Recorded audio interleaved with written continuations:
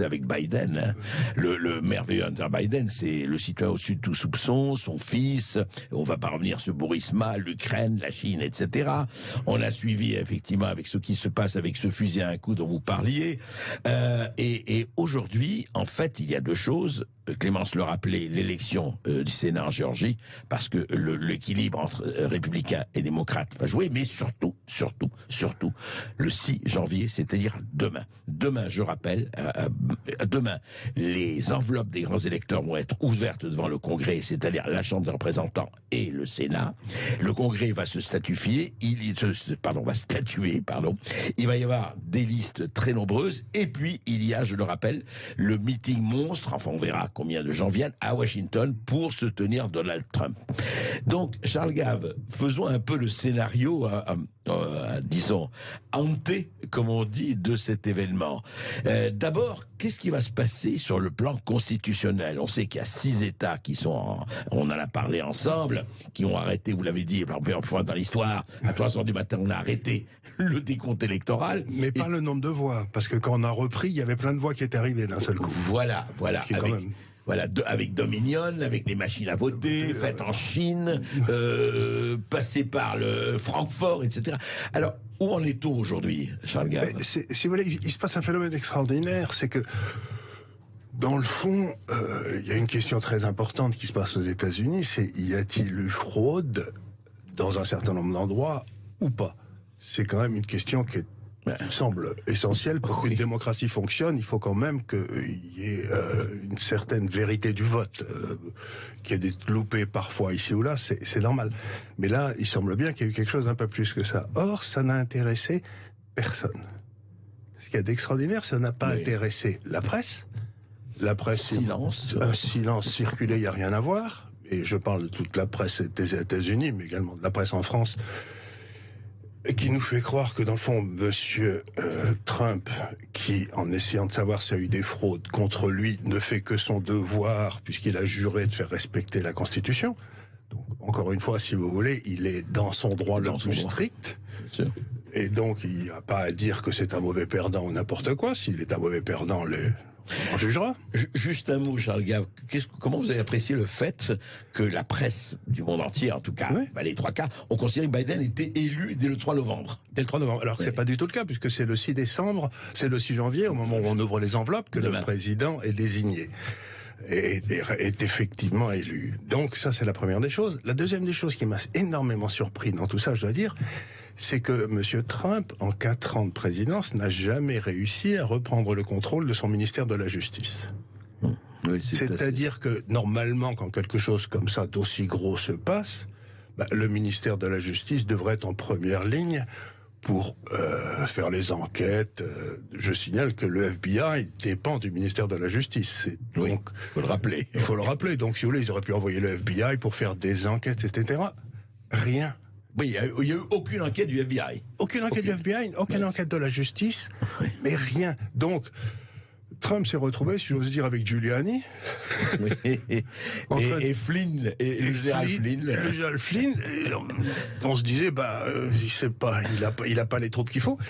Et donc, vous avez cet extraordinaire silence du ministère de la Justice. Or, Charles Gave, les fraudes sont avérées quand même. On peut le dire. En tout cas, il y a des soupçons de fraude qui sont absolument gigantesques. Je sais pas, par exemple, en Pennsylvanie, je crois qu'ils ont envoyé 2,5 millions de bulletins par correspondance, qui était déjà assez douteux, vous savez. Et je crois qu'il y en a eu 3,2 millions qui ont été votés.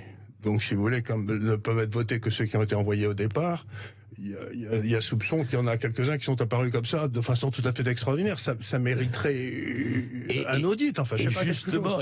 Justement, Charles Gave, il y a eu un coup de téléphone de Donald Trump au gouverneur de Pennsylvanie. Non, c'est un gouverneur de Géorgie, je crois. De Géorgie, pardon. Oui, c'est vrai, c'était la Géorgie, pardon. Écoutez, juste. So, look, all I want to do is this. I just want to find 11,780 votes, which is one more than we have, because we won the state. So tell me, Brad, what are we going to do? We won the election, and it's not fair to take it away from us like this. And it's going to be very costly in many ways. And I think you have to say that you're going to re-examine it, and you can re-examine it, but re-examine it with people that want to find answers, not people that don't want to find answers. Comment vous expliquez? Parce qu'en même temps, on le sent, il admoneste effectivement le gouvernement de Géorgie. Dont il faut rappeler qu'il est républicain. Oui, absolument. Oui, Donc il faut rappeler qu'il est républicain et que son numéro 2 est républicain aussi. Et donc, dans cette interview, il dit, je me suis fait avoir parce que je l'ai soutenu. Oui. Et en fait, c'était et je l'ai aidé à se faire réélire, etc. Je l'ai aidé à se faire réélire. Et c'est ce gouverneur qui a installé les machines Dominion partout. Ça. Qui a passé un contrat rapide. Donc, est-ce qu'il a été... Il y a quelque chose de... faut pas oublier qu'aux États-Unis, c'est bien connu, il y a toute une partie des républicains qui sont ce qu'on appelle des rhinos. C'est quoi les rhinos? Les rhinos, c'est des rhinocéros, enfin, ouais. C'est des Republican in name only. C'est-à-dire que ce sont en fait des membres du swamp, pour parler comme du marais. Ouais. Et ce qu'on a dit, tu seras républicain parce que ça nous arrange et tout, on a besoin de toi ici ou là. Mais en fait, ce sont un petit peu, si vous voulez, comme dans les promotions de l'ENA, on dit, toi tu seras à gauche, toi tu seras à droite, toi tu seras à gauche, toi tu seras à droite, de façon à diversifier les risques. La version yankee des centristes. La version yankee des centristes, voilà, c'est la version centriste de ceux que Madame Thatcher appelait les wet, les humides. Les humides. Vous vous souvenez? Les wet. Oui, les wet. C'était pas un compliment pour elle. C'est vrai. Mais alors, comment vous expliquez le fait que Trump se retrouve, bon, il y a eu tout ce qu'il y a eu pendant 4 ans, etc., mais se retrouve même avec des gens sur lesquels il croyait compter? Est-ce que le fait qu'il a été outsider, qu'il a toujours été un outsider, qu'il n'était pas il n'a jamais fréquenté, il a fréquenté, si, il les a subventionnés, mais il n'a jamais été dans le marigot washingtonien. Non. Il ne le connaît pas. Et il a été naïf, ou, parce que c'est pas vraiment le qualificatif qu'on lui donne, mais est-ce qu'il s'est fait avoir? Je crois que peut-être il faudrait prendre un exemple pour les Français qui rappellerait un peu la chose. Est-ce que M. Fillon a été naïf? Vous voyez ce que je veux dire? Il s'attendait pas à ce que d'un seul coup, le ministère de la Justice, qui d'habitude prend 30 ans pour traiter n'importe quel problème, règle le sien en 3 jours. Et donc, ce qui a été très extraordinaire, c'est que quand il s'agissait d'attaquer M. Trump sur ses histoires avec la Russie, on a eu le truc Mueller, ça a été lancé tout de suite et tout. Ça a duré 3 ans, 2 ans. Ça a duré 3 ans et on n'a rien trouvé. Et ce que par contre...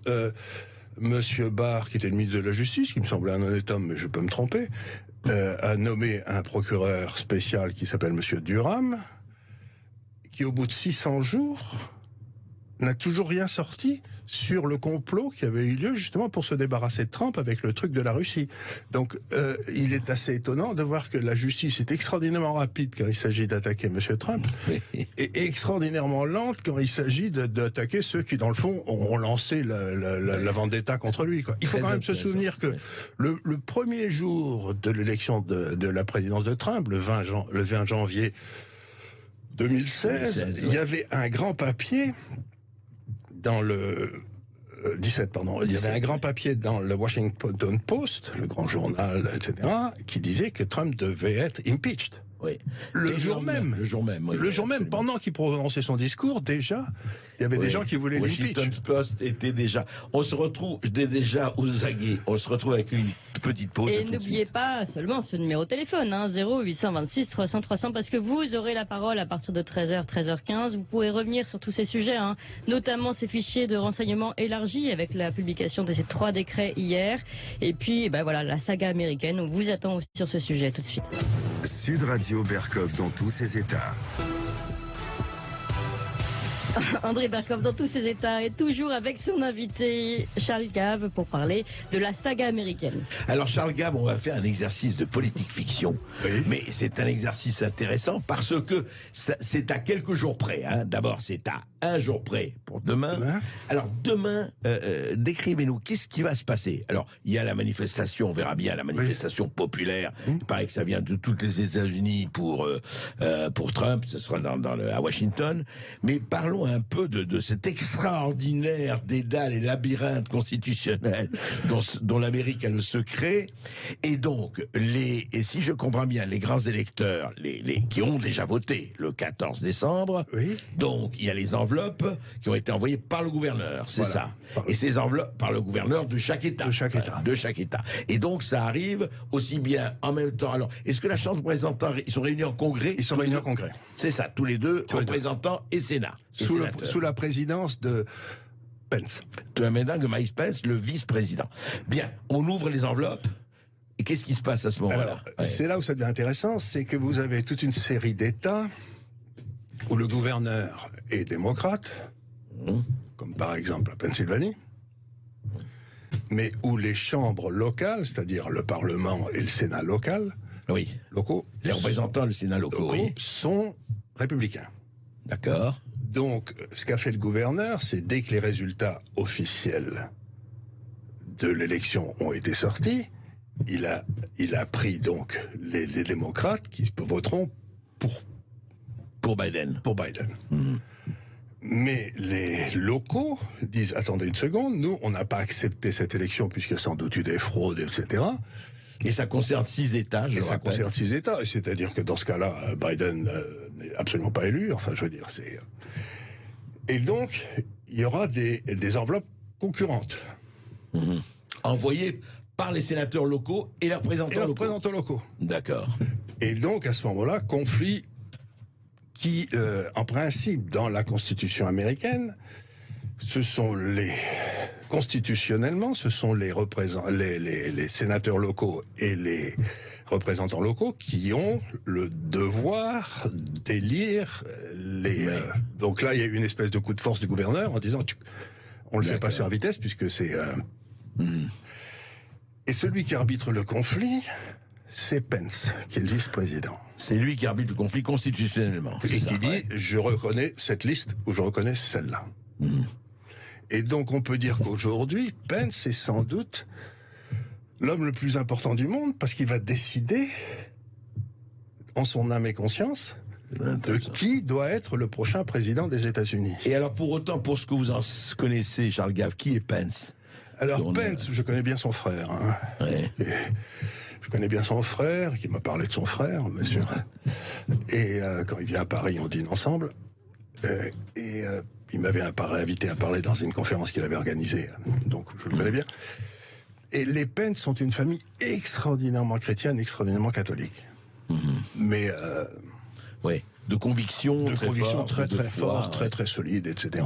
Ancien gouverneur. Et donc, je n'imagine pas une seconde cet homme prenant une décision qui pour lui serait déshonorante. Je n'ai aucune idée de la décision qu'il va prendre parce que je ne sais pas tout ce qu'il connaît, etc. Bien sûr. Mais je sais qu'en tout cas, ce sera un homme, c'est un homme honorable. Vous voulez dire, il va agir par conviction beaucoup plus que par intérêt ou opportunité. Voilà, je crois pas qu'il le fera parce qu'il est républicain, je veux dire. Je comprends. Pour lui, il est républicain ensuite et catholique d'abord. D'accord. Et américain. Et américain, il est catholique, américain et républicain dans cet ordre-là. Donc, il me semble que, mais ça, c'est une situation complètement folle parce que. Eh oui, parce que tout repose sur un homme, ce vice-président. Ce vice-président et dont on n'a pas beaucoup parlé jusqu'ici. Enfin, oui, qui contrairement à Biden n'a jamais fait de trucs. Non. Douteux. Non, sinon on l'aurait su déjà. La presse se serait emparée très vite. On s'en serait emparé très vite, on l'aurait su très vite. Donc on est devant, quelque part, si vous voulez, les constituants américains, il y a 2 ou 3 siècles, ont bâti une espèce d'arbre de décision. Si ceci se passe, on fait cela. Et puis ensuite on ouvre un autre truc, etc. C'est extraordinaire, c'est la pyramide ou le chêne des pouvoirs et contre-pouvoirs. Voilà, c'est le but de tes constituants, c'est d'éviter. Ce qu'ils disent toujours, c'est que les États-Unis ne sont pas une démocratie, c'est une république. C'est-à-dire que le but, c'est le bien commun, mais c'est pas la tyrannie de la majorité. Donc ils ont voulu organiser un système qui protégeait le bien commun et éviter la tyrannie de la majorité, comme on l'avait dans la Constitution de la 5e, où dès que Mitterrand a été élu, bon, il nationalise tout et tout et tout. Non, c'est pas possible. Et puis majorité parlementaire, et puis tout est bloqué, et tout ça. Ouais. Voilà, donc tout se bloque dans tous les sens. Et ce qui est très intéressant, c'est que l'un des trois pouvoirs, tous les trois sont de même force, c'est-à-dire qu'ils disent qu'il n'y a pas un pouvoir qui est supérieur à l'autre. Hein. Les trois pouvoirs, présidence, législatif et justice. Et justice, bien sûr. Et ce qu'il y a d'extraordinaire dans ce débat, c'est que pour la première fois dans les États-Unis, il y a un débat constitutionnel de cette importance où le ministère de la Justice est absent. C'est extraordinaire. Et complètement absent aux abonnés. Il était abonnés absents. Ça s'est jamais produit, parce que d'habitude, ils le réclament. Donc, ce qui m'étonne le plus là-dedans, c'est qu'est-ce qui s'est passé au ministère de la Justice pour que ça devienne cette espèce de zombie. Ouais. Alors qu'on disait que Barr allait être au contraire personnalité. Oui, mais comme c'était le ministre de la Justice de Bush, on s'est peut-être fait des illusions sur lui, je veux dire, parce que Bush, il n'a pas été bien blanc bleu non plus. Donc, si vous voulez, on a une espèce de. Alors, qu'est-ce que demandent les Républicains aujourd'hui? Ils disent, écoutez, on a un gros problème. La meilleure façon de le traiter, ce serait quand même qu'on fasse une commission où il y aurait 5 sénateurs, probablement 3 républicains et 5 représentants, 3 démocrates et 2 républicains, et 5 membres de la Cour suprême. Et qu'elle fasse un audit rapide des éléments que, je crois, Trump va apporter ce soir. Il a un rapport de 1200 pages sur toutes les fraudes, pour savoir s'il y a eu fraude ou pas. Parce qu'il me semble que la chose la plus importante, c'est que les États-Unis retrouvent confiance dans leur système électoral. Sinon, il est gravement entaché. Il est gravement entaché. Et alors, ce que je voudrais dire ici, c'est que, dans toute façon, si ça ne se passe pas, si on ne réussit pas à avoir cette commission, on est dans un pays qui devient ingouvernable. On va en parler juste après les informations, toujours avec vous, Charles Gave, et avec les auditeurs de Sud Radio. Voilà, n'oubliez pas notre numéro de téléphone 0826 300 300. Donc on continue le point sur la situation américaine. Vous pouvez venir poser des questions à notre invité Charles Gave et revenir aussi sur ces décrets qui élargissent les possibilités de fichage. À tout de suite. Sud Radio Berkov dans tous ses états. Et oui, les Français parlent aux Français, mais les Français parlent des Américains aujourd'hui, entre André Berkoff et Charles Gave, qui parlent justement de l'élection au Sénat qui a lieu aujourd'hui au Sénat américain et surtout demain, l'ouverture des enveloppes des gros électeurs. Alors Charles Gave, demain c'est vrai que c'est une journée absolument fantastique, je dirais. Moi je suis sûr qu'à Netflix il y a déjà 40 scénaristes qui travaillent là-dessus, au moins, et ailleurs aussi. Mais il va y avoir quelque chose quand même de nouveau, enfin 2 choses. D'abord, la réaction de Pence, on va voir, ça vous en parlez. Et puis quand même pour la première fois, Trump va parler et va exposer, parce que jusqu'à présent il en a parlé, effectivement, Mais on disait toujours qu'il était gâteux, qu'il était un mauvais perdant, que ceci, que cela. On lui donnait pas l'occasion d'exposer les faits. Voilà, là, il va sortir le dossier demain. Le dossier. Et à votre avis, ça peut changer les choses? Vous savez, je vous ai toujours dit ici que Trump, dans le fond, avait un fusil à un coup. Il peut essayer de donc c'est demain qu'il le tire, quoi. C'est demain il tire son fusil à un coup. Ouais. Alors, où il y a suffisamment de choses, et à ce moment-là, j'imagine que Pence fera son devoir. J'imagine qu'il sait déjà ce qu'il y a dans le dossier, Pence. J'imagine, oui. J'imagine, on a déjà dû le convaincre. Et s'il n'y en a pas assez, à ce moment-là, Pence se dira, l'élection s'est bien passée et tout. Donc, c'est une responsabilité énorme qui pèse sur lui. Mais c'est demain que Trump tire son fusil à un coup. C'est ça. Et donc, c'est un truc extraordinairement important. Ouais. Et à ce moment-là, ça va mettre la presse dans une situation, si c'est sérieux, s'il y a vraiment des choses dans le dossier qui sont vraiment solides et tout, ça va mettre la presse dans une situation absolument impossible parce que eux, ils n'ont fait aucune recherche. Depuis le début, ils disent circuler, il n'y a rien à voir. Il n'y a même pas eu une enquête, parce qu'il aurait pu avoir une contre-enquête en disant je vais vous prouver que Trump a tort, tous les anti-Trumpistes, qui est la quasi-totalité de la presse. Mais voilà, on a fait notre enquête, c'est pas vrai. Non, rien. Rien. On a dit circuler, il n'y a rien à voir. C'est ce qui veut dire sans doute qu'il y avait quelque chose à voir, quoi. Sinon ils auraient pas. Donc ça va être extraordinairement gênant pour la presse, et il va y avoir un déchaînement. De mauvais coucheurs, quoi, si j'ose dire, surtout. Et c'est pour ça que je dis encore une fois que la seule solution pour les États-Unis honorable, c'est qu'il y ait cette commission où il y aura un tiers de juges de la Cour suprême, un tiers de sénateurs et un tiers de représentants. Ouais. De façon à ce que ce soit la justice qui tranche. Et à ce moment-là, alors justement, allons là-dessus. Donc, ce serait une commission qui auditerait les résultats. Les 1200 pages de Trump, enfin, pour voir si c'est valable ou pas. D'accord. Et celui qui demande ça, c'est un homme pour lequel j'ai beaucoup d'intérêt, qui s'appelle Cruz, qui est un sénateur. Ted Cruz. Du Texas, je crois. Texas, qui est un sénateur, et qui est un des meilleurs juristes américains, si vous voulez. Trump voulait le présenter à la Cour suprême. D'accord. Donc il a refusé en disant qu'il s'intéressait plus à la politique, ce qui veut dire qu'il veut être président, quoi. Il veut être président. Et c'est un esprit très, très, très fort. C'est un type tout à fait. On l'a vu dans l'interrogatoire de Facebook de Zuckerberg. Il l'a mis en morceaux. Il l'a éparpillé façon puzzle, comme disait Bernard Blier. C'était horrible à voir. C'était horrible à voir. Donc, il serait bien que cette commission soit acceptée, parce que sinon, le scénario devient. Imaginons que Pence prenne le parti de Trump. Trump est élu.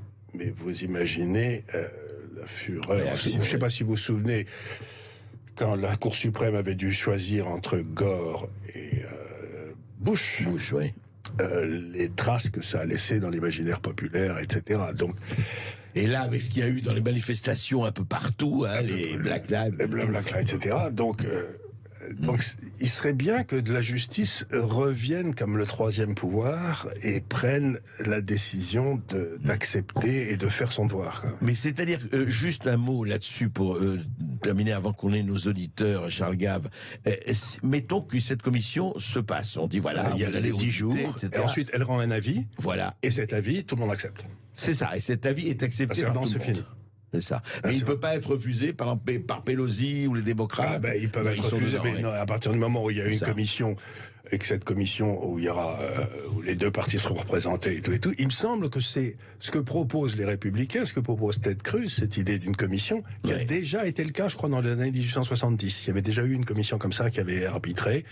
Non, au 19e siècle. Au 19e siècle, parce que. Mais ça veut dire que donc, en fait, ils pourront tenir. C'est-à-dire, l'idée, c'est qu'elle rend son jugement, enfin, après avoir examiné, avant le 20 janvier, de façon à ce que la cérémonie d'investiture, quel que soit le bénéficiaire, se passe le 20 janvier. Oui, parce que c'est le 20 janvier, c'est la seule date qui soit dans la Constitution.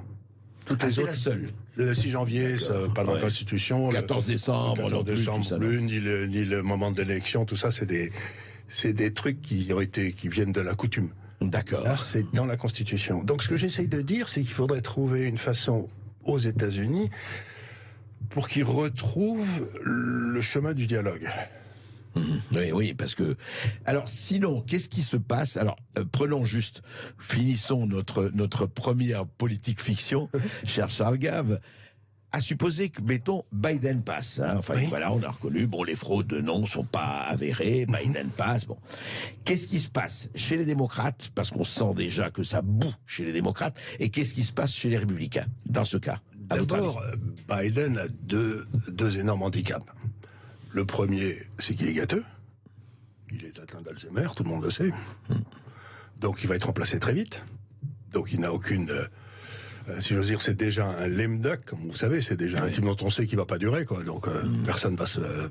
déjà une ambulance. C'est déjà une ambulance, Et la deuxième, c'est qu'il a un nombre de casseroles considérable avec son cher fiston, l'argent qu'il a touché, que lui-même a probablement touché, etc. Donc, j'imagine que les enquêteurs indépendants, comme il y en a beaucoup aux États-Unis, des journalistes indépendants, puisqu'il n'y a plus de journalistes qui font leur métier, donc ils font leur boulot, il y en a tout un paquet, vont se précipiter sur les documents de Biden qui deviennent publics. Qui sont déjà, d'ailleurs, ça y est. Ça va arriver. Donc là, ça veut dire que Biden est déjà hors du... Donc Kamala Harris, qui elle-même a quelques casseroles non négligeables, si vous voulez, c'est une personnalité très contestée et tout. Et de toute façon, vous aurez la moitié des États-Unis, tous les 17 ou 18 ou 20 États qui ont demandé à ce que la Cour suprême tranche, ce qui leur a été refusé. Celui qui avait lancé le mouvement, le ministre de la Justice du Texas, en quelque sorte, Il parle de sécession. Pensez que ça peut aller jusque-là? Il ne faut pas oublier que le Texas est le seul État qui a le droit, quand il a rejoint la Constitution, les États-Unis, il a le droit de faire sécession librement. Le Texas. Il a toujours ce droit. C'est toujours dans sa Constitution. Ah ouais. Ouais, non, c'est pas... Donc c'est pas... S'ils disent, écoutez, nous, on veut pas être gouverné par ces zozos. Ces zozos. Et alors, rapidement, des gauchistes à la Ilhan Omar, à la Alexandria Ocasio-Cortez, etc., de nos amis... si vous voulez, c'est grosso... Parce qu'ils contestent déjà Pelosi, Chuck Schumer et la vieille garde. Bien sûr, mais si vous voulez, c'est un petit peu Mélenchon et le Parti Socialiste, quoi. Donc on se retrouverait avec des gens... Mais ils sont extraordinairement minoritaires aux États-Unis. Donc, ça, là aussi, ils donneraient des ordres, mais je ne sais pas s'ils seraient suivis. Et alors, et côté républicain, Charles Gave, qu'est-ce qui se passe? Côté républicain, ce qu'on voit, c'est qu'il y a quand même toute une série de républicains qui ont déjà trahi Trump, par exemple. Le chef de la majorité au Sénat, M. Mitch McConnell, a déjà trahi. Et il a dit, mais non, il faut accepter, etc. Parce que il est bien évident que si... C'est horrible ce que je vais dire. Mais s'il y a un des deux qui est élu ce soir en Géorgie... Ah oui, un des sénateurs, oui. Un des deux sénateurs qui est républicain, à ce moment-là, c'est Mitch McConnell qui est l'homme le plus important des États-Unis. Oui, bien sûr. Puisque c'est lui qui bloque tout. C'est ça, oui, c'est vrai. Et donc, lui, il n'avait pas du tout envie de voir Trump. Il trouve que ce serait mieux que si c'était lui, quoi. Donc, vous voyez ce que je veux dire? Donc, il a déjà commencé à trahir, il y a déjà quelques euros. Mais ce que Trump est en train de faire, c'est qu'il est en train de faire monter un mouvement populiste très fort avec son histoire à Washington. Et donc, la prochaine fois que Mitch McConnell va se présenter, il aura un candidat trumpiste contre lui. C'est ça. Et c'est 2022, c'est pas loin. 2022. Et donc, il doit y avoir toute une série de sénateurs républicains qui doivent être très mal dans leurs chaussettes en ce moment, parce qu'ils doivent se dire, j'aimerais bien trahir, mais il faut que je le fasse sans que ça se voit, quoi. Vous voyez ce que je veux dire? Donc, ils doivent envoyer des messages aux autres en disant, non, mais il y a un moment, il faut falloir qu'ils disent oui ou non, quoi. C'est formé. Avouez, hein, auditeur de Sud Radio, avouez que House of Cards, Game of Thrones et The Crown et tout le reste n'est rien à côté de ce qu'on va vivre demain aux États-Unis et nous aussi. Allez, on se retrouve dans quelques instants et c'est à vous de nous appeler au 0826 300 300. On vous attend. Sud Radio Berkov dans tous ses états. Et André Berkov, bien sûr, dans tous ses états, avec son invité Charles Gave, et avec vous aussi qui nous appelez, qui est très nombreux au standard. Et tout de suite, on file. On va à Paris. On va donner la parole à Alain, qui a composé le 0826 300 300. Bonjour Alain. Bonjour Alain. Bonjour. Bonjour à vous deux. On vous écoute, Alain. Les complices. Alors, je trouvais que le choix des thématiques aujourd'hui était intéressant. Trump d'une part, le fichage d'autre part. Pourquoi?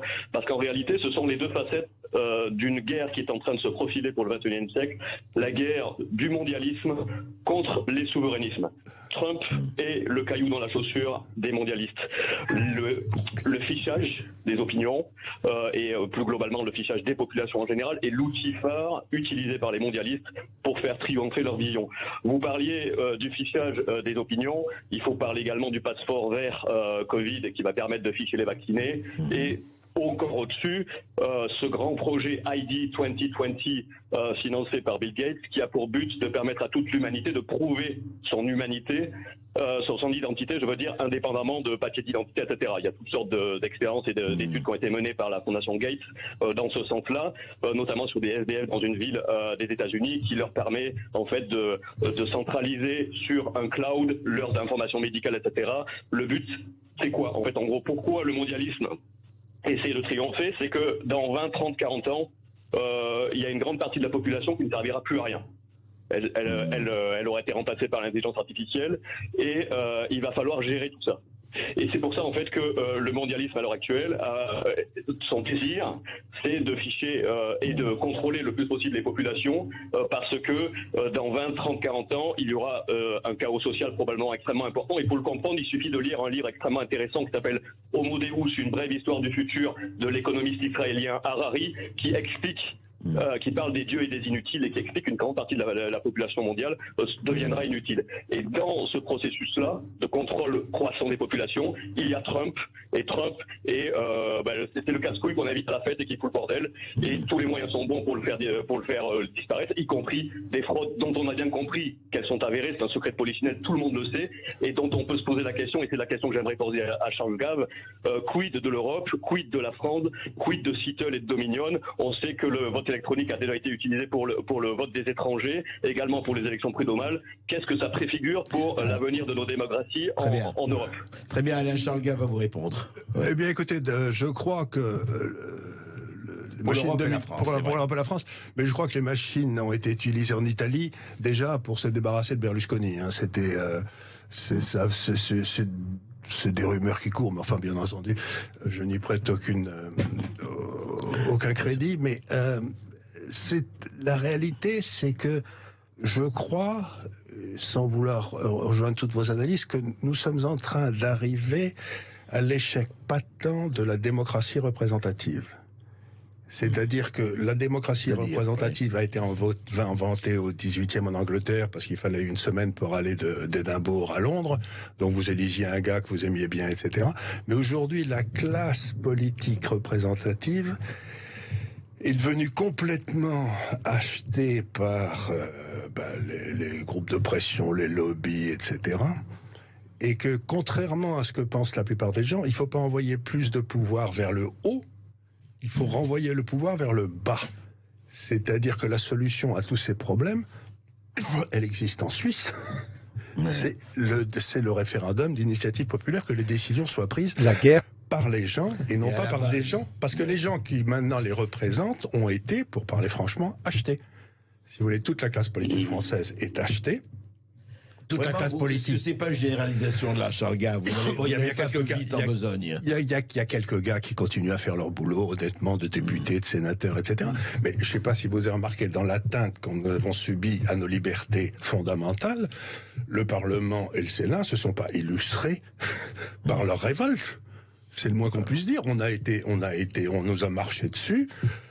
Pour la première fois de ma vie, j'ai plus le droit d'aller à la messe quand j'en ai envie, jusqu'à tout récemment. Donc quand même, il se passe des trucs tout à fait extraordinaires. On est en train de ruiner toute une série de commerçants indépendants, de restaurants, etc. Et sans que les représentants élus de ces gens-là aient dit quoi que ce soit. Donc, si vous voulez, ça prouve bien qu'on a un vrai problème de démocratie représentative. Aujourd'hui, je crois que les gens qui nous représentent ne représentent plus qu'eux-mêmes. Alors vous allez assez loin, mais effectivement, si cette démocratie représentative, par quoi la remplacer? Le référendum d'initiative populaire par la démocratie directement suisse, où ils votent surtout. Ils votent tous les dimanches. Mais est-ce que c'est valable pour un pays quand même relativement, je dirais pas petit, mais relativement réduit du point de vue population par rapport même à la France ou à l'Allemagne, etc. Oui, mais quand même, mais en même temps, il y a 4 nations en Suisse, et ils se détestent. Vous avez les Italiens, vous avez les Français, vous avez les Allemands, puis vous avez un quatrième dont personne n'a jamais entendu parler, mais ils se détestent et ils réussissent très bien quand même à voter. C'est-à-dire que si vous appelez les problèmes au niveau populaire, c'est la vieille organisation de l'Église catholique qu'on appelle la subsidiarité. Ce qui peut être réglé au niveau de la paroisse doit être réglé au niveau de la paroisse. Ce qui doit être réglé au niveau de l'évêché passe de la paroisse à l'évêché, puis ensuite au cardinal, puis enfin si ça va pas vraiment, on va à Rome. Mais donc ce que je veux dire, c'est que la démocratie, c'est quand même le gouvernement du peuple par le peuple. Oui, en principe. Et pas par le représentant du peuple. Ouais. Or aujourd'hui, il faut bien se rendre compte qu'on a créé une classe politique professionnelle qui, dans le fond, déteste le peuple. Il est en trop. On le voit très bien en Europe, où ces gars-là sont élus par personne. Et ça ne les empêche pas de régenter nos vies avec beaucoup de... Mais ce que vous dites de cette classe politique, et c'est intéressant, et justement les auditeurs vont intervenir là-dessus, comme l'a fait Alain, est-ce que ce n'est pas l'administration qui est véritablement le pouvoir? Parce que les politiques passent l'administration. Je parle de la haute administration, bien sûr. Alors l'administration reste. Alors, là, vous posez une question qui me tient beaucoup à cœur, c'est que dans un pays, dans le fond, vous avez 3 zones. Vous avez le peuple qui s'occupe, qui élève ses enfants, qui se dépatouille, qui fait ce qu'il peut pour survivre. Vous avez l'administration qui est chargée de faire fonctionner l'État. C'est ça, oui. Et là, vous avez besoin de gens brillants avec une mémoire de cheval qui passent des diplômes et tout, parce que c'est compliqué ce truc-là. Mais la base de l'État, la base de l'administration, c'est qu'ils haïssent l'incertitude. Ils haïssent le risque. Et au moment des années Giscard, les fonctionnaires, ceux qui haïssent le risque, ont pris le contrôle de la fonction politique, qui est tout en haut. Et la fonction politique, c'est le paratonnerre, en quelque sorte, le politique. C'est celui qui est cramé quand il se passe une horreur. Vous savez, c'est celui sur lequel la foudre tombe. Et ces gens-là n'ont qu'une... fusible. Le grand fusible, c'est là, autrefois, si vous voulez, de temps en temps, les populations liquidaient leur roi, parce que dans le fond, c'était une bonne idée, ça mettait tout le monde de bonne humeur. Et grosso modo, donc, nous n'avons plus en France de la fonction politique. Nous n'avons plus que la fonction administrative qui a capturé la fonction politique et qui est l'incertitude. Or, si vous voulez, moi j'ai été dans les affaires toute ma vie, vous devez prendre des décisions de temps en temps sans avoir tous les éléments. Bien sûr. Gérer l'imprévisible. Gérer l'imprévisible, c'est ça la fonction politique. Et elle n'existe, plus personne ne l'exerce en France. Quand je vois qu'un homme comme M. Macron choisit au hasard, plus 35 gars qui vont décider quelle est la bonne politique du vaccin, vous savez, je crois qu'il a sorti ça hier. Je me dis, tombola, tirage au sort. Tombola, tirage au sort, mais je me dis, mais il est fou. Le rôle du politique, c'est de dire, je vais prendre cette décision et vous me fusillez si ça ne va pas. Si ça ne va pas. Si j'ai trahi. Mais le rôle du politique, c'est l'endroit où le risque, et on fait le média du risque, on incorpore le risque dans la société. Et il y a très peu de gens qui peuvent accepter ce risque. Et donc tous ces gars-là... Mais c'est ça la grandeur du politique. Et c'est ça la grandeur de la politique, exactement. Si vous voulez, quand De Gaulle part à Londres... Il attend pas, il n'a pas demandé à 35 personnes s'il devait le faire. Et quand Churchill, le vainqueur de la Seconde Guerre mondiale, se fait dégommer le lendemain, voilà, comme par hasard. C'est ça. Donc ce que je veux dire par là, c'est que nous faisons de la politique, mais il n'y a plus le politique, l'intermédiaire du risque. Allez, on continue de parler du rôle du politique et puis des élections américaines. Je rappelle que demain, il y a l'ouverture des enveloppes des grands électeurs, donc un grand verdict. Est-ce que tout va se passer comme prévu? Donald Trump va notamment exposer ses preuves de fraude. Alors, on continue d'en parler avec Charles Gave. À tout de suite. Sud Radio Berkov dans tous ses états. Et André Berkov, toujours dans tous ses états, avec son invité Charles Gave. Et avec vous qui êtes très nombreux à nous appeler, à composer le 0826 300 300. Continuez de nous appeler d'ailleurs. On peut encore discuter longuement avec vous justement des élections américaines. Tout de suite, on va donner la parole à Mathieu de Seine-et-Marne. Oui, bonjour Mathieu.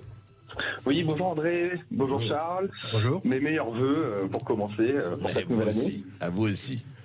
Oui, santé et liberté, ça serait bien déjà. Oui, écoutez, je trouve ça très intéressant, l'intervention du précédent auditeur et les explications. Juste, il y a un petit sujet qui va arriver fin janvier, ça va être le Great Reset à ce sujet-là.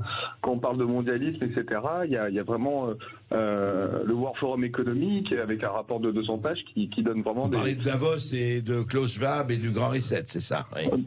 Tout à fait, quoi. C'est ça qui est intéressant, on va dire au XXIe siècle, c'est qu'Internet donne énormément d'informations, donc il faut s'en méfier, mais ça c'est tout à fait officiel et c'est clair que je rejoins tout à fait l'avis que on n'est même plus en France ou ailleurs dans un clivage droite-gauche, mais plutôt les souverainistes les mondialistes, c'est vraiment l'enjeu de demain et on va bien voir. Moi, je voulais me poser une question à Charles Gave. Je voulais savoir un peu ce qu'il pense de la décision du tribunal britannique sur Julian Assange. Alors, pour moi, je suis content qu'on me pose cette question parce que c'est un sujet qui me tient terriblement à cœur.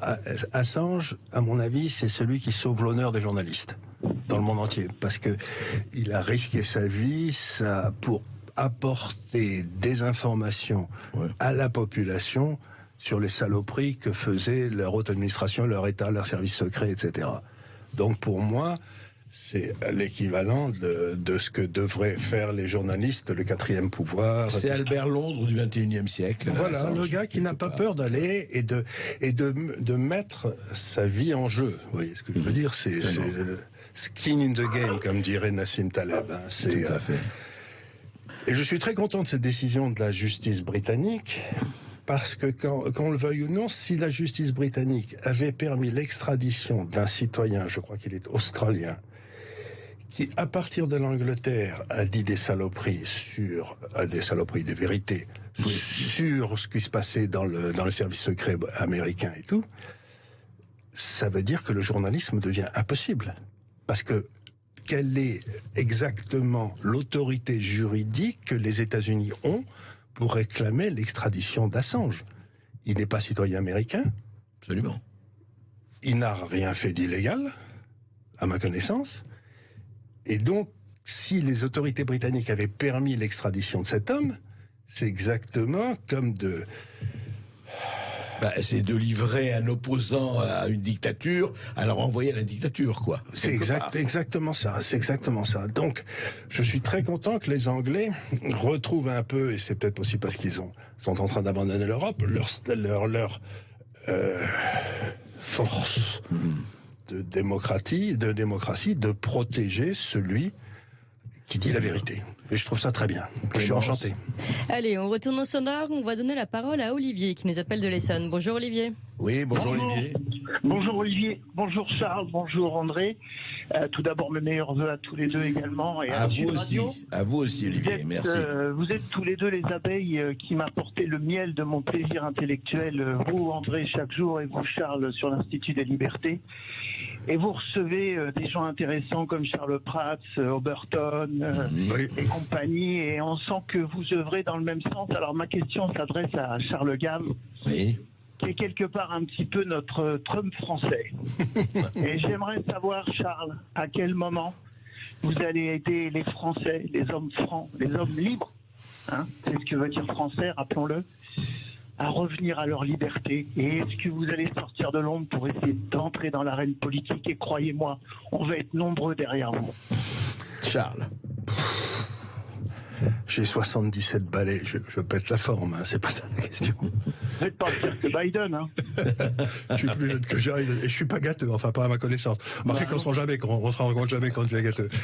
C'est une question très difficile. Si vous voulez, moi, à mon avis, ce qu'il faudrait faire, puisque vous me posez une question directe, je vais vous répondre de façon directe, c'est qu'il y a un certain nombre de personnalités en France qui sont intéressantes, qui pourraient changer un petit peu la situation. Des personnalités de ce qu'on pourrait appeler la droite hors les murs. Vous connaissez tous les noms, quoi. Et il faudrait que quelqu'un se donne la peine, et c'est peut-être ce que je vais essayer de faire d'ailleurs, de les réunir et de leur dire, écoutez les gars, on va maintenant travailler ensemble, et d'entre nous sortira un candidat. Ouais. Vous voyez ce que je veux dire? Plutôt que de me présenter en disant je suis le sauveur, je dis je vais essayer de créer une sorte de comité de salut public où on ferait rentrer, où il y aurait des gens. Non, mais c'est ça, Olivier, ce que veut dire, je pense. Onfray, Asselineau. Voilà, on fera venir des gens. On fera venir des gens comme ça. L'idée, c'est. Vous l'avez vu, Charles, avec le problème des Gilets jaunes, c'est bien de mobiliser des gens. Le problème, c'est que s'il n'y a pas un leader. Mais il sortira de lui-même. Un Delamarche à l'économie, un Berkoff à la culture, mais vous imaginez un Douste Blazy à la santé, ou un Raoult à la santé, mais vous voyez le gouvernement formidable qu'on aurait? Mais moi je vois très bien, si vous voulez, le slogan de ce groupe, ça devrait être Place aux vieux. Face aux vieux sages. Aux vieux sages. Place aux vieux. Moi, regardez, on a eu Giscard d'Estaing qui est mort, il était vieux, mais il n'était pas sage du tout, il nous a foutu dans une merde épouvantable. Vous savez, si on n'est pas sage à 20 ans, en général à 80, on est idiot. Enfin... Vous savez ce que disait Brassens, le temps ne fait rien à l'affaire. Le temps ne fait rien à l'affaire. Non, mais ce que je veux dire par là, c'est que le moment est venu, je crois, pour les Français de réfléchir à la façon dont ils doivent sélectionner leurs élites. La façon dont ils sélectionnent leurs élites aujourd'hui n'est pas satisfaisante du tout. Elle nous amène des Macron, des Juppé, des Monsieur Philippe, tout ça, c'est le même, et c'est le même, on vous ramène le même en disant, regardez, il est tout neuf, il est tout beau. Donc il faut réapprendre aux Français que la personne qu'ils doivent choisir, c'est elle qui sera le paratonnerre au risque. C'est elle qui sera foudroyée s'il le faut. Il sera prêt à jouer sa peau, comme disait Taleb. Il sera prêt à jouer sa peau. Mais ça, il faut que ce message passe. Et je me tue à le passer. Mais est-ce que ce que je veux dire par là, c'est qu'il y a suffisamment de gens compétents pour que je puisse faire comme le Christ, dire loin de moi ce calice. Mais en même temps, il faut les réunir, les apôtres. Il faut les réunir. C'est ce que je vais essayer de faire. Et le compte à rebours commence, quoi. Hein. Il nous reste on a le temps, vous savez. Ouais, on verra. Mais en tout cas, c'est écouté, eh bien c'est bien. Donc Charles Gave, il va s'engager dans l'arène à sa manière. Et on est derrière vous et on est nombreux, Charles. Bien, super Olivier, et on va être nombreux aussi. Et on compte évidemment sur vous. Merci beaucoup Olivier. Allez, on va faire un petit tour sur l'île de Beauté avec Nicolas qui nous appelle de Bastia. Bonjour Nicolas. Oui, bonjour Nicolas. Alors bonjour, je vous souhaite une très bonne année et je vous remercie encore d'avoir des invités les plus intéressants, on va dire, des médias français. Merci. Alors, en ce qui concerne l'appel téléphonique entre M. Rasberger et M. Trump, oui. Il y a eu un démenti qui a été fait dans Mainstream Media, il a été fait par RT France, d'ailleurs, qui est le seul à apparemment couvrir d'une manière plus ou moins équitable cette élection. Et de l'autre côté, moi surtout, je voulais évoquer une étude qui a été faite par un professeur de loi américain qui s'appelle Edward B. Foley, qu'il a fait vers 2019. Oui, et je l'ai lu ce matin. Oui, allez-y. D'accord. Et qui évoque en fait une impasse qui se produirait au Congrès entre Nancy Pelosi et justement Mike Pence. Et Mike Pence, oui. Qui pourrait amener à l'évacuation des républicains et de tous les contestataires du Congrès. Et par la suite, qui mettrait, on va dire, Nancy Pelosi comme étant président intermédiaire entre-temps. Cette étude se termine par une conclusion de l'auteur qui est la suivante. C'est-à-dire qu'il n'y a pas de réponse constitutionnelle à ça. Et voilà. Et la seule réponse qui peut éventuellement s'envisager, ça va être de quel côté sera l'armée. Et apparemment, on peut se diriger vers ça, vu que, on va dire, les protagonistes tiennent très très ferme sur leur position et personne n'est prêt à céder. Ni les démocrates avec ce qui leur pend au nez, ni le camp pro-Trump, parce que je ne parlerai pas de républicains, qui sont également persuadés d'avoir gagné. Voilà. Et aussi un personnage très important dont on n'a jamais parlé, j'aimerais que quelqu'un réagisse, si vous le connaissez, c'est Lin Wood, qui était un des avocats du peuple, du côté Trump. Lin Wood, oui. Voilà, qui a commencé à dévoiler énormément d'informations extrêmement sensibles concernant des hauts responsables américains. Je ne sais pas comment le prendre, mais apparemment c'est une personne sérieuse. Alors écoutez, c'est très intéressant, vous parlez de cette étude de Foley, que j'ai lue effectivement ce matin, et qui est apparue en 2019, et qui est tout à fait extraordinaire, parce que ce qu'elle décrit jusqu'ici, alors on verra demain ce qui se passe, et c'est tout à fait ce que décrit Foley en 2019, c'est ce qui se passe aujourd'hui, enfin jusqu'à aujourd'hui, Foley évoque effectivement ces résultats-là, et c'est assez étonnant du point de vue de la lucidité de le problème. Alors, justement, pour répondre à notre ami auditeur, Charles Gave, effectivement, il peut y avoir et aussi une impasse totale. Une impasse totale. C'est là que la Constitution s'arrête. Hein. C'est ça. Ils ont fait à peu près tous les cas de figure. Mais ils n'ont pas été jusqu'à... Là, on est à 4, 5, 6, 4... On est dans des probabilités qui sont... Donc il peut se passer en effet... Il peut se bloquer, le système peut se bloquer. Pour la première fois, c'est pour ça que je disais au début de cette interview que pour moi le truc le plus important c'est que la Cour suprême revienne. Mais oui. Parce qu'à ce moment-là, si vous voulez, revient le droit. Oui, tout à fait. Parce que c'est elle, l'échelon le plus haut du droit, c'est elle. Plus que le ministère de la Justice, plus que... le ministère de la Justice, c'est rien. Non, c'est elle, la Cour suprême. Donc, si vous voulez, pour moi, la seule façon d'éviter une impasse qui pourrait être en effet dangereuse, qui pourrait se passer aussi par décision. C'est-à-dire qu'il y a des États qui disent, écoutez, non, ça va bien, quoi, c'est... Oui, la sécession dont vous avez parlé. Oui, et donc pour moi, il serait très très important que la Cour suprême revienne dans le jeu et revienne maintenant et de façon très très forte en disant maintenant il va falloir qu'on sache si cette élection a été honorable ou pas. Vous vouliez ajouter quelque chose ? Oui, justement, concernant la Cour suprême, c'est-à-dire que par Twitter, M. Lin Wood a fait certaines déclarations qui concernent justement le juge de la Cour suprême, Roberts. Le président de la Cour suprême, le juge Roberts, le premier. Enfin, oui. Ils sont extrêmement à charge contre lui, on va dire, sur les affaires de pédocriminalité, etc., en prétendant que le juge Roberts est tenu par des services secrets. Oui, mais il est qu'une voix sur 9. Oui, il est qu'une voix sur 9, mais je crois qu'il a une voix prépondérante. Il a une voix prépondérante et c'est souvent lui qui détermine l'ordre du jour. Et oui, c'est vrai, vous avez raison, en tout cas Linwood, il tape avec des scuds, on ne sait pas très bien si ces scuds vont atteindre, parce qu'il tape tous azimuts, on verra. Écoutez, en tout cas, qui vivra verra, mais vous avez raison de rappeler l'étude de Follerick. Et en ce qui concerne l'armée américaine, j'aimerais rappeler quelque chose aux gens qui nous écoutent. C'est que l'armée américaine, c'est l'armée confédérée. Tous les soldats américains sont du Sud. Comment tous les soldats américains sont du Sud? Quasiment tous. Ah ouais. La base de l'armée américaine, c'est l'ancienne armée confédérée. Et donc, jusqu'à aujourd'hui? Jusqu'à aujourd'hui. Et il n'y a pas de Yankees quasiment qui vont dans l'armée. Il n'y a pas de gars de Chicago. Ils sont tous d'Atlanta, de Texas, etc. La majorité encore aujourd'hui. Tout à fait. Et c'est eux qui sont patriotes comme des fous et tout et tout. Donc, si vous voulez, si l'armée américaine tombe d'un côté... Oui, ça. Ce sera. On parlait d'un coup d'État, mais ça, ce sera un vrai coup d'État. Ah oui. Enfin, mais je le souhaite pas. Hein. Personne ne le souhaite. Et eux-mêmes encore moins. Bien sûr. Allez, on continue d'évoquer justement les élections américaines, ce qui va se passer demain avec l'ouverture des enveloppes des grands électeurs, ce système qui peut se bloquer, on peut tomber dans une impasse, dans une insurrection populaire, dans une scission d'État. Eh bien, continuez de débriefer tout ça avec vous aussi, qui nous appelez au 0806 300 300.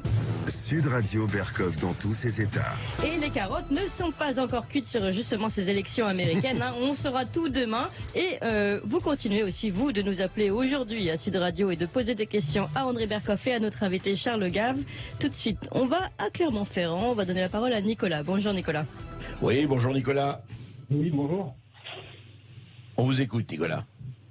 Oui, bonjour. Moi, je vous appelais parce que du coup... J'avais remarqué que dans toutes les manifestations qui étaient liées à Trump... Nicolas, on vous entend mal. Est-ce que vous êtes branché en haut-parleur? Attention, parce que on vous entend un peu de façon sourde. Oui. Thibault, je ne sais pas. Allez-y, on vous écoute. Allez-y. Oui, ça va mieux? Ouais, beaucoup mieux. Ouais. Oui, donc en fait je vous appelais parce que moi je me suis intéressé à ces élections et au fait qu'il y ait beaucoup de manifestants pro-Trump qui faisaient partie des QAnon, qui est perçu le réseau qui est présenté comme complotiste.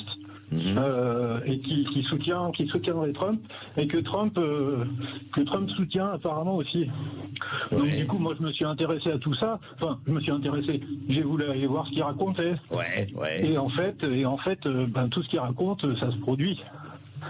C'est un peu, ça relève un peu du scénario de grande fiction du cinéma américain, mais c'est du complot en haut lieu, quoi. Mais du coup, ça se produit et ça arrive, et là, on arrive au dénouement quand même de tout ça, à savoir demain qu'il y aurait beaucoup de révélations qui seraient faites. Il y a déjà des révélations, comme vous le disiez, via l'avocat Flynn. Oui, Linwood. Mais vous savez, juste un mot.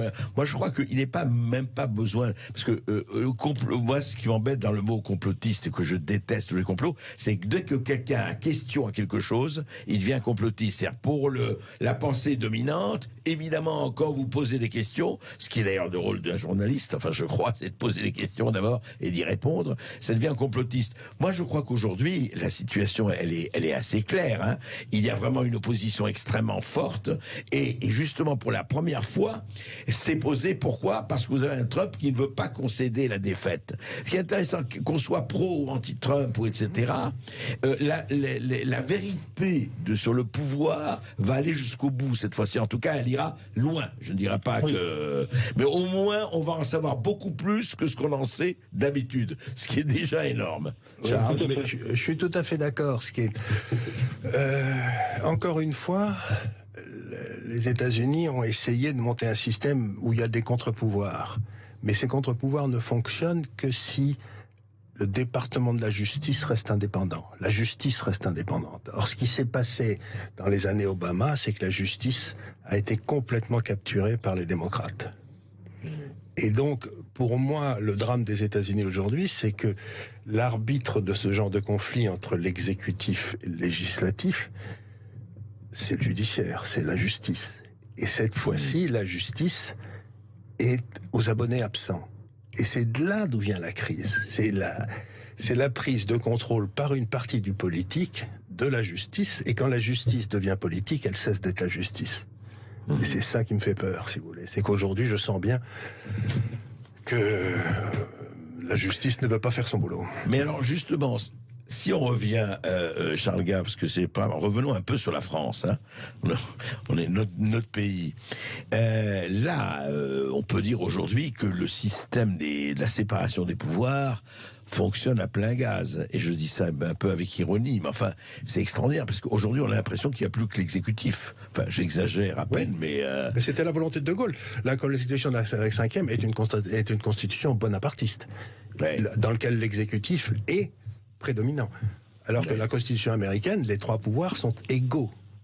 C'est ça, véritablement et en fonction égaux. Il n'y en a pas un qui peut prendre le poids sur les autres. Mais si le législatif, comme l'a fait Obama, a pris le contrôle de la justice, à ce moment-là, il peut forcer l'exécutif. Vous voyez ce que je veux dire? Parce qu'en faisant donner la justice, comme on l'a fait au moment des affaires de Moscou contre Trump et tout. Donc, nous, en France, on a bâti un système profondément antidémocratique. Mais il le fallait peut-être à l'époque. Il le fallait peut-être à l'époque, et ça allait peut-être avec De Gaulle, qui dit qu'il faut respecter le peuple. Mais à partir du moment où vous avez des gens qui respectent le peuple, c'est pas bien utile. Tandis qu'aux États-Unis, c'est une atteinte à la nature même du système qui est en cause à partir du moment où vous attaquez la justice, vous capturez la justice. Donc pour moi, si vous voulez, que la justice soit... Vous savez ce que me disaient mes professeurs de droit quand j'étais à Toulouse, il y a la justice assise, il y a la justice debout, il y a la justice couchée. Bon, je crois que la justice couchée, ça fait longtemps qu'elle existe en France. Il suffit de souvenir du serment que les magistrats avaient fait à Pétain, par exemple. Voilà. Un seul avait démissionné. Un seul avait démissionné. Donc, si vous voulez, la justice en France, on est un vieux pays, on sourit finement. Mais ce qui est embêtant, vous parliez de tourbière pendant qu'on était hors antenne, et on sent très bien, et vous voyez par exemple à travers tous les auditeurs qu'on a à Sud Radio, etc., qui posent des questions et qui sont très renseignés, vraiment beaucoup plus renseignés qu'on ne pourrait croire, il y a quand même un peuple très ouvert, il y a un peuple qui sait ce qui se passe, enfin beaucoup savent ce qui se passe, et on a l'impression qu'il y a quelque chose qui couvre sous la cendre. C'est pas que je le souhaite ou pas, c'est pas le problème, mais qui couvre sous la cendre, mais la cendre est encore très pesante, ou en tout cas la marmite est encore très forte, le couvercle de la marmite est encore très forte. Oui, ce que j'utilise cette image de la tourbière parce que la France me fait penser à un feu de tourbière. Vous savez, les feux de tourbière, c'est une espèce de charbon dégueulasse, la tourbe qui est en dessous, et de temps en temps, il y a le feu qui se colle dedans, et donc vous avez un feu qui part à 100 mètres avec un grand geyser qui sort, vous allez voir ce qui se passe, puis il part 100 mètres plus loin à gauche, et puis 100 mètres plus loin à droite. Donc la France me donne l'impression aujourd'hui d'être en plein feu de tourbière, avec des geysers qui sortent de tous les côtés, et les classes politiques dominantes est complètement incapable de comprendre ce que cette tourbière, ce que ça veut dire, etc. Et donc ce qui va se passer, c'est qu'il y a quelqu'un un jour qui va dire quelque chose qui sera en accordance avec la longueur d'onde, tout ça, avec la longueur d'onde de ces gens-là qui sont tous et qui vont se rendre compte que dans le fond ils disent tous la même chose, quoi. Allez, on retourne au standard 0826 300 300. C'est le numéro qu'a composé Jean-Paul qui nous appelle du Var. Bonjour Jean-Paul. Oui, bonjour Jean-Paul. Bonjour Adrien, bonjour Monsieur Gave, et mes meilleurs vœux à tous et à toutes. Bonne année à vous aussi Jean-Paul. Merci. J'avais une question, Monsieur Gave, concernant, si vous voulez, l'élection de Trump, mais aussi ce qui pourrait en découler par rapport à l'Iran. Parce que ces jours-ci, j'ai lu quelques articles concernant l'Iran qui se désengagent justement de ce qu'ils avaient signé, comment dirais-je, avec l'Europe concernant l'enrichissement de l'uranium, je crois, et qui menacent régulièrement en plus Israël. Voilà, donc je me demandais si c'était Biden qui était élu, si vous pensiez que ça allait changer quelque chose à ce niveau, parce que ça peut avoir bien sûr des répercussions même sur nous, quoi. Voilà ce que... Oui. Alors, un point important, si vous voulez, c'est que je crois que depuis Reagan, Trump est le seul président qui n'ait pas commencé une guerre. Oui. Donc, si vous ramenez les Biden, etc., ils vont recommencer à envahir à droite et à gauche les gens qui les ennuient. Et ça me fait très peur. C'est que Trump, quand le parle bon nom, il a réussi à ne pas aller en guerre, il a réussi à quasiment arrêter les guerres en Afghanistan, en Irak, etc. Et ne parlons pas du Moyen-Orient aussi. Et le Moyen-Orient, où il a réussi à plus ou moins créer des liens entre Israël et tous les autres pays du Moyen-Orient. Oui. Et je voudrais revenir à ce pays, l'Iran, que je connais un petit peu et que j'aime bien. C'est un peuple très intéressant et tout, qui est géré par une théocratie qui est folle. Donc le but, normalement, l'Iran devrait être une force de stabilité, parce qu'ils sont très développés intellectuellement, les femmes sont traitées comme il faut depuis toujours et tout. Et donc pour moi, si vous voulez, le problème de l'Iran, c'est pas l'Iran, c'est les mollahs, quoi, oui, c'est leur gouvernement, c'est la théocratie. La dictature des mollahs, et il faut savoir comment justement la traiter et comment s'en débarrasser. Enfin, c'est tout le problème. D'ailleurs, les Iraniens vous le disent eux-mêmes. Mais les Iraniens, chaque fois qu'ils peuvent vous le dire, ils disent que la meilleure façon, c'était de les empêcher de venir. Mais et ça, on doit remercier Giscard encore. Oui, Jean-Paul. Si vous voulez, excusez-moi, l'interrogation, elle est que, apparemment, les dirigeants, donc les mollahs, certainement, sont pro-Biden. Bah, évidemment. Et c'est en cela que je trouve que c'est inquiétant. Ouais, c'est tout à fait. Cette force de peut-être arriver à maintenir évidemment. Et c'est à se demander pourquoi ils sont plutôt pro-Biden que pro-Trump. Voilà. Parce que Trump avait l'intention de se débarrasser des mollahs. Des mollahs, ouais. Et puis Trump a couvé le sifflet à l'Iran. N'oubliez pas que Obama avait donné, Jean-Paul, des milliards de dollars à l'Iran pour les apaiser et pour dire voilà, vous faites plus de nucléaire. Il a fallu plusieurs 747. Voilà, près 700 milliards de dollars. Voilà, il s'est passé ça. En tout cas, merci Jean-Paul. Merci à vous. Merci à vous, André Berkoff. Merci à vous, Charles Gave, je rappelle, président de l'Institut des Libertés, où on va de toute façon continuer de suivre avec vous les événements américains et surtout ce qui va se passer demain. On continuera donc, on vous rappellera. Et puis, eh bien, vous pouvez réécouter cette émission sur YouTube et en podcast sur sudradio.fr. Et puis, Sud Radio continue avec Brigitte Lahaye. Quelles sont les bonnes résolutions à prendre pour sa santé en 2021?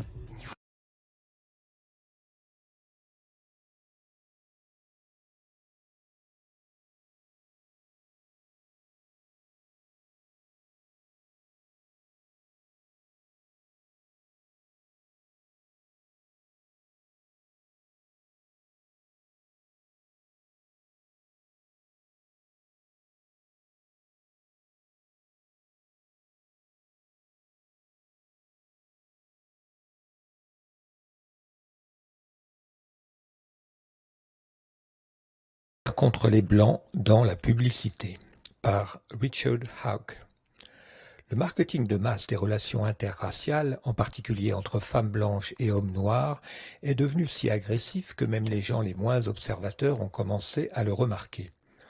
En me promenant récemment dans un centre commercial, j'ai remarqué 3 grandes images publicitaires de couples dans 3 magasins différents.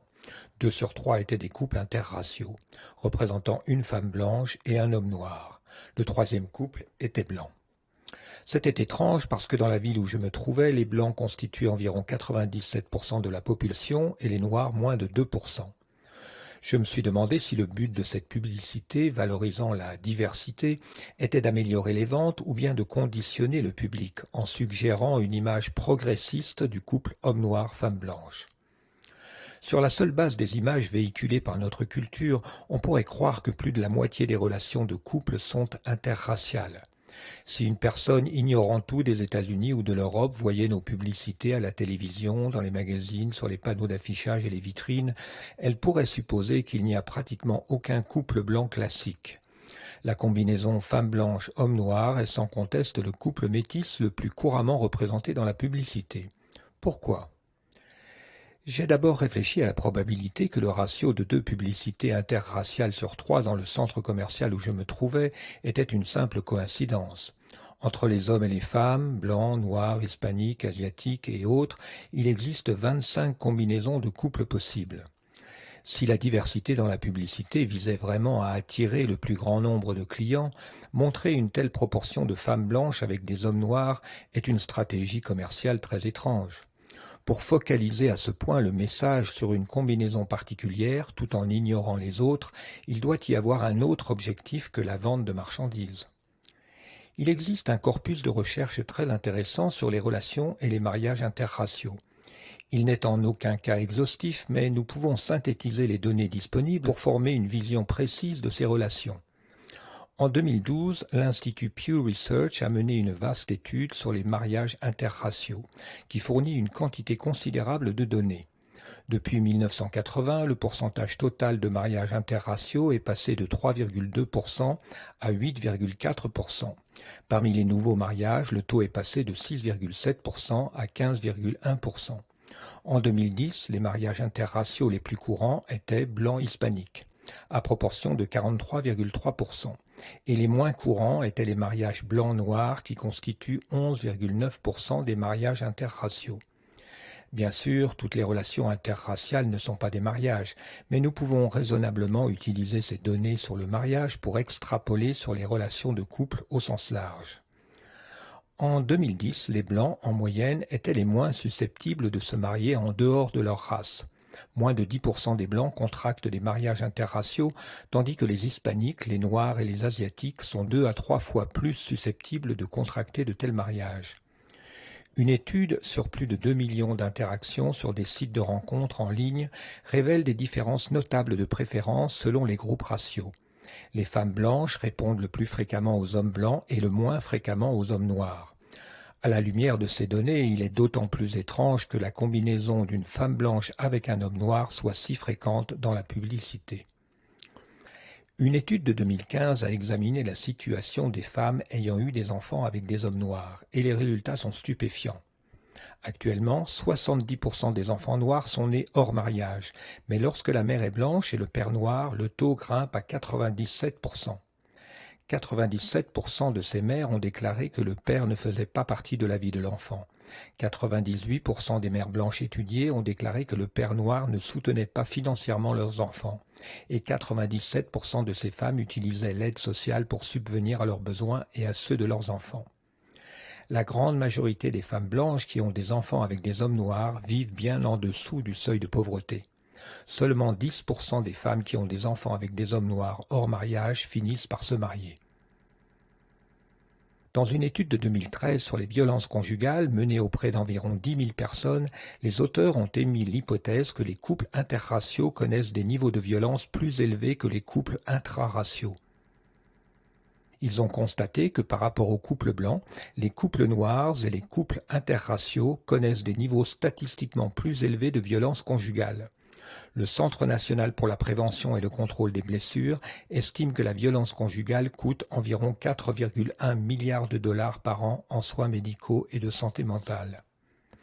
Parmi les Blancs, en 1958, seulement 4% approuvaient les mariages interraciaux entre Blancs et Noirs. En 2007, 75% des Blancs ont déclaré approuver de telles unions. Par le passé et encore aujourd'hui, les Noirs et les Hispaniques expriment un taux d'approbation plus élevé pour les mariages interraciaux.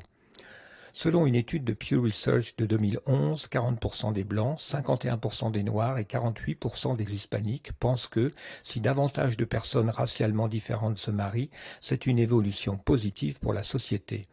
12% des Blancs, 8% des Noirs et 9% des Hispaniques disent que c'est négatif, et le reste des personnes interrogées ont déclaré que cela ne faisait pas de différence. Plus les gens interrogés étaient jeunes, plus ils avaient tendance à dire que l'augmentation des mariages interraciaux était une bonne chose. Les libéraux étaient plus enclins que les conservateurs à dire que les mariages interraciaux étaient bons, et les diplômés d'université étaient également plus susceptibles d'approuver cette notion. Pew Research 2010 a révélé que 69% des personnes interrogées ont déclaré qu'une femme célibataire qui a des enfants est une mauvaise chose. 43% disent que les couples non mariés qui élèvent des enfants sont une mauvaise chose. Mais seulement 14% disent que le mariage interracial est une mauvaise chose. Il y a quelque chose de paradoxal dans le fait d'être en faveur des relations interraciales tout en se lamentant des résultats logiques de ces relations.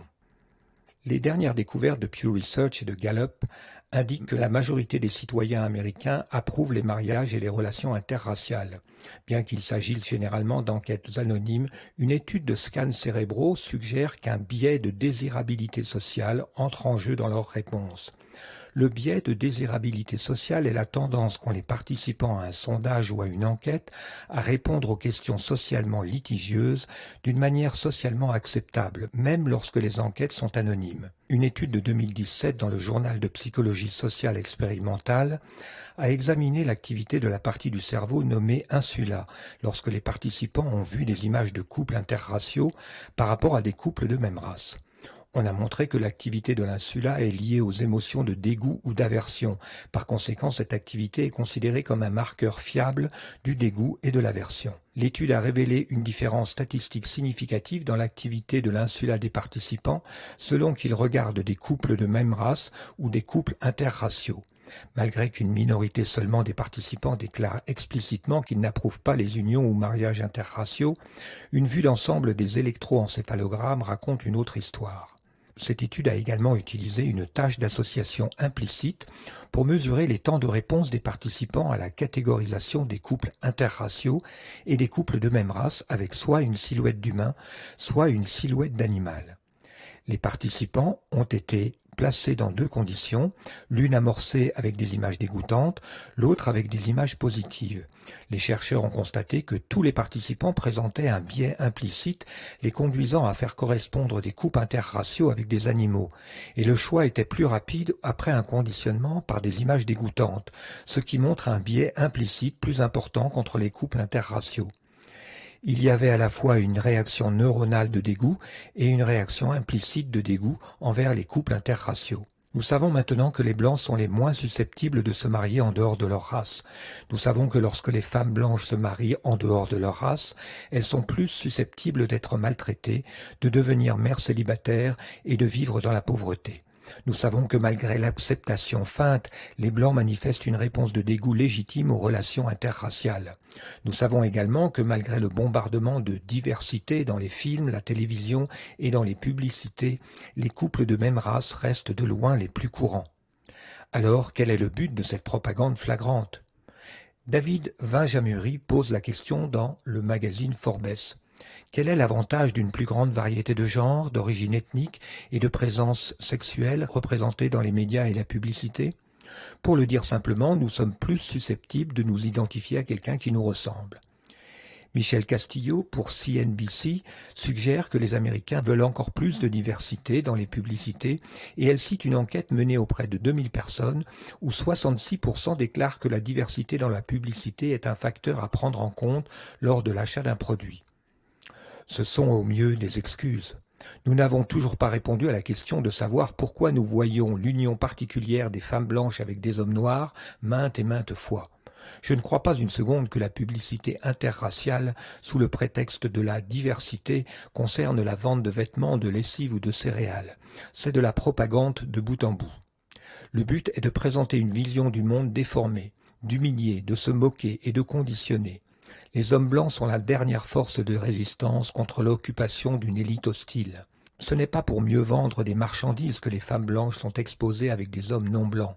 C'est une tactique de guerre psychologique contre notre civilisation. Il est rare aujourd'hui que les hommes blancs soient représentés sous un jour favorable. Ils sont souvent obèses, maladroits, lents d'esprit et comptent sur les femmes et les non-blancs pour sauver la situation. Dans les films télévisés comme dans la publicité, il s'agit d'un stéréotype anti-blanc de plus en plus courant. L'acceptation croissante des relations interraciales au cours des 70 dernières années ne résulte de rien d'autre que d'un effort de propagande accru. Les résultats sont socialement et individuellement indésirables. Aucun bien ne résulte du fait d'encourager les femmes blanches à sortir ou se marier en dehors de leur race. Ce que nous observons est une attaque systématique contre l'identité blanche. Ce n'est qu'un des nombreux aspects de la guerre contre les Blancs qui est en train de devenir une normalité rampante en Occident. Les effets psychologiques de la publicité sont bien documentés. La publicité a la capacité de pousser les gens à choisir un produit de qualité inférieure simplement en manipulant le conditionnement affectif. Des études suggèrent que l'Américain moyen est exposé à près de 5000 publicités par jour. L'American Psychological Association a conclu qu'il existe un lien entre les publicités alimentaires malsaines et l'obésité infantile, et un lien entre les publicités sur le tabac et l'alcool et le tabagisme et la consommation d'alcool chez les mineurs. L'APA a constaté des effets si puissants qu'ils ont appelé à une réglementation stricte sur les publicités destinées aux enfants. L'exemple le plus récent et peut-être le plus agressif de propagande anti-blanche est venu de Netflix via une série de 3 publicités sur la société. La série des 3 publicités s'intitule « Le couple » et met en scène une femme blanche et un homme noir. La publicité Open Relationship de la série représente 2 couples, un couple interracial et un couple blanc, dans lequel l'homme blanc est dépeint comme petit, faible, peu sûr de lui, réactionnaire et fermé d'esprit. Sa copine blanche décide rapidement de le mettre de côté alors que l'homme noir vole littéralement sa petite amie devant lui en l'humiliant. Il s'agit d'une publicité avec l'intention présumée d'encourager davantage de personnes à s'abonner à Netflix. Il m'est apparu que cette publicité n'était pas le résultat de l'ethnomasochisme blanc, mais peut-être quelque chose de bien plus inquiétant. HLG Studio de Los Angeles était à l'origine de la production des 3 publicités. HLG a travaillé sur des campagnes publicitaires pour une myriade de marques nationales, allant des chaînes de restauration rapide aux banques, aux entreprises technologiques et aux détaillants de vêtements. HLG Studio a été fondé par Yuri Baranovsky, qui a lui-même réalisé les publicités de propagande anti-blanche de Netflix. Baranovsky est juif. Cette révélation a piqué ma curiosité et j'ai fait une recherche sur l'industrie de la publicité. J'ai rapidement constaté que l'industrie du marketing s'apparentait beaucoup à l'industrie des médias. Seules 4 entreprises géantes contrôlent la grande majorité de toutes les agences de publicité. Le groupe Omnicom de New York, WPP de Londres, Publicis de Paris et Interpublic de New York sont les principales sociétés en Occident. Le New York Times déclare que ces entreprises sont si puissantes qu'elles peuvent indirectement définir des programmes de télévision sur le réseau et affamer des magazines ou les aider à prospérer, en décidant comment et quand dépenser des dollars publicitaires. Chacune de ces entreprises possède des dizaines, voire des centaines d'agences plus petites. Omnicom a acheté à elle seule plus de 150 entreprises. Le PDG John Wren, d'origine irlandaise, dirige actuellement le groupe Omnicom. Omnicom a été fondé par Allen Rosenshine, Keith Reinhardt et John Bernbach, tous 3 juifs. Le PDG de longue date de Publicis a été Maurice Lévy, qui a cité son grand-père rabbin comme sa plus grande inspiration. Lévy a été honoré par la Ligue anti-diffamation et pour sa lutte contre l'antisémitisme et sa promotion énergique de la diversité. WPP de Londres a été fondé et est actuellement dirigé par Martin Sorrell, d'origine juive. Le PDG d'Interpublic Group, IPG, est Michael Isor Roth. Je n'ai trouvé aucune mention de son appartenance ethnique. Roth a cependant condamné l'idéologie suprémaciste blanche à Charlottesville et a estimé que l'événement était profondément dérangeant, comme il l'a écrit dans une note interne adressée à 50 000 employés d'IPG. Il semble y avoir un nombre disproportionné de juifs et de personnes ayant des sympathies juives dans le monde de la publicité. Depuis les petites start-up jusqu'aux entreprises brassant des milliards de dollars, qui font toute la promotion de stéréotypes anti-blancs tout en louant la diversité et l'inclusion. Ces entreprises ne font pas la promotion de la diversité simplement pour cibler un plus large éventail de consommateurs. Elles encouragent l'accroissement de la maltraitance des femmes blanches. Elles favorisent l'émergence d'une génération d'enfants pauvres et orphelins qui dépendront de l'argent et des contribuables. Elles n'essaient pas seulement de vendre des produits, elles essaient de recréer une nation, notre nation, sans nous. Elles disent qu'elles ne veulent pas d'enfants blancs, elles disent aux hommes blancs qu'ils n'ont pas leur place dans la société. Nous devons riposter avec vigilance et énergie et exposer au grand jour cette série ininterrompue d'attaques contre nous. Chaque fois que je tombe sur une publicité qui promeut la diversité d'une manière absurde et qui promeut le métissage, j'essaie de la signaler à mes amis et ma famille. Je prends personnellement note des entreprises qui insistent sur la promotion du métissage et je ne dépense pas mon argent chez elles.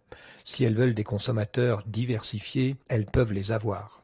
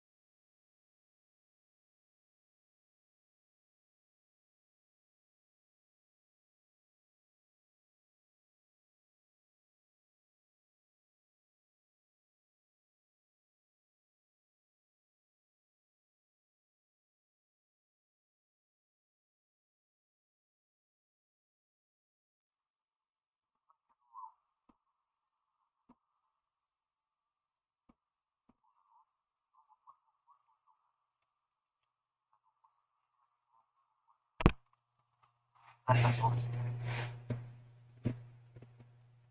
La manifestation doit rejoindre la place de la République, en plantant notamment une part de ses résidents. Cette solution n'est pas au moins très scélérale de sécurité, reliée au poste de contrôle de la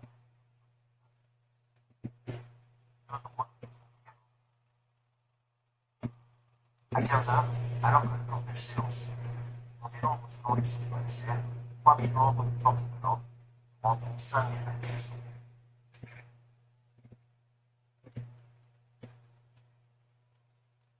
Pendant une dizaine de minutes, le cortège chemine dans le calme. Sur chaque côté de la chaussée, les policiers l'encadrent. Les manifestants entament les slogans.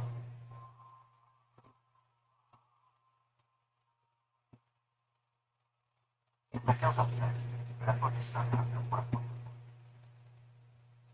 Le cortège calme. Sans raison apparente, un groupe d'une cinquantaine de policiers s'enfonce sur le boulevard par les deux côtés de la rue.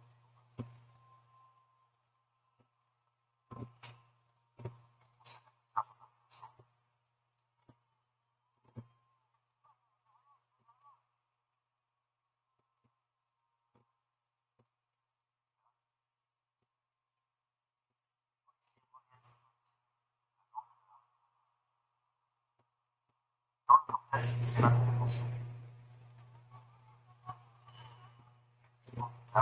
Certains entament le chant en direction du policier.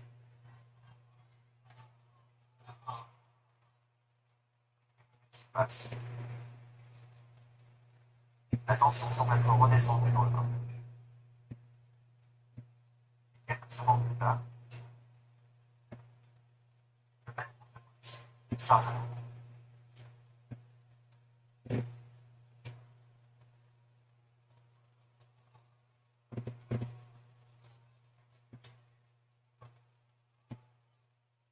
Sur un autre angle de caméra, on peut observer ce qui semble être le motif de l'achat. L'interpellation de ce manifestant, muni d'un masque.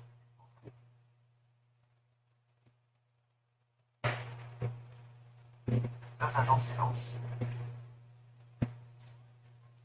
par le reste de l'ordre.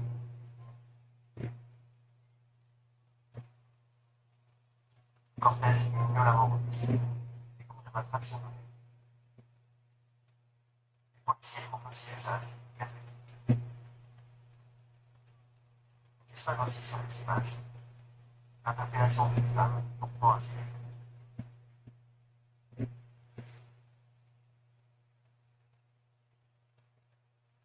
Ce type de charge se répète tout au long de la nuit. Au total, nous avons pu en répertorier 32. Certaines sont déplacées. Ce joueur de tambour notamment, dont BFM tira dans un premier temps, s'est battu. Quelques instants plus tôt, à 15h27, il a été touché à la tête par un coup de balle.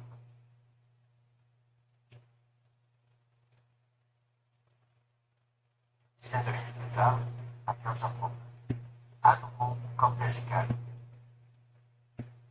Et encore une fois, sans sommation et sans raison apparente, les policiers cherchent.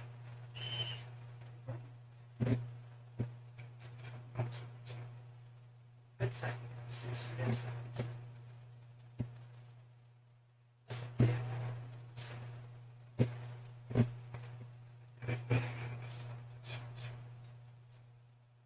Soit au sein de l'ébus, c'est ce qui s'est passé en plusieurs villes de France.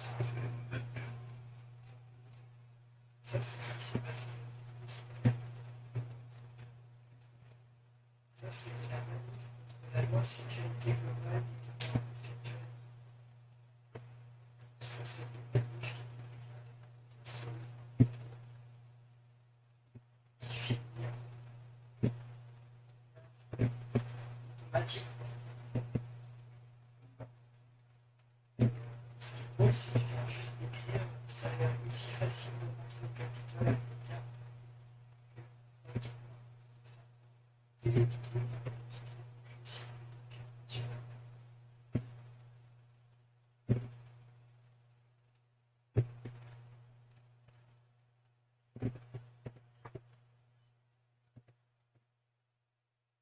Alors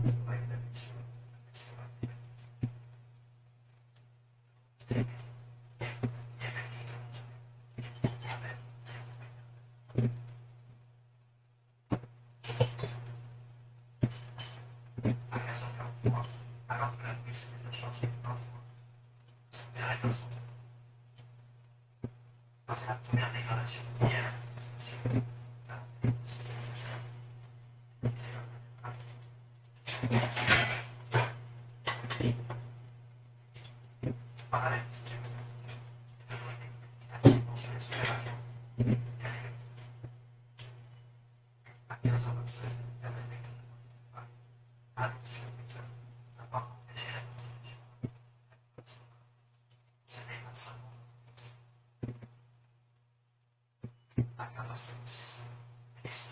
Gérald Darmanin annonce 4 ans d'exploitation et la naissance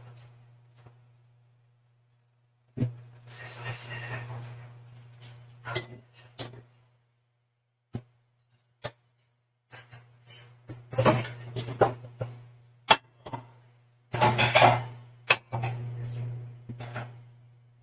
5 jours, la l'intérieur, médecine, la stratégie, qui a servi en place et annonce le chiffre de 100 000.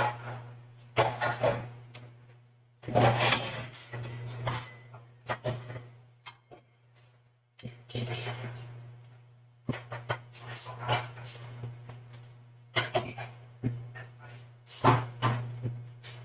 Sans appel à l'instant, c'est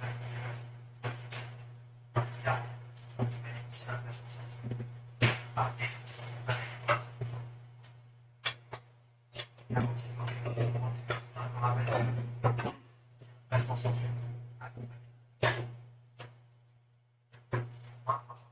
Les procédures sont pour une personne a été menacée. Et enfin, seul, seulement deux sur personne a été menacée. Et l'autre, un gel de canette avec son en résumé, 113 140 personnes. La justice n'a pas trouvé le tiré. Et l'enjeu judiciaire.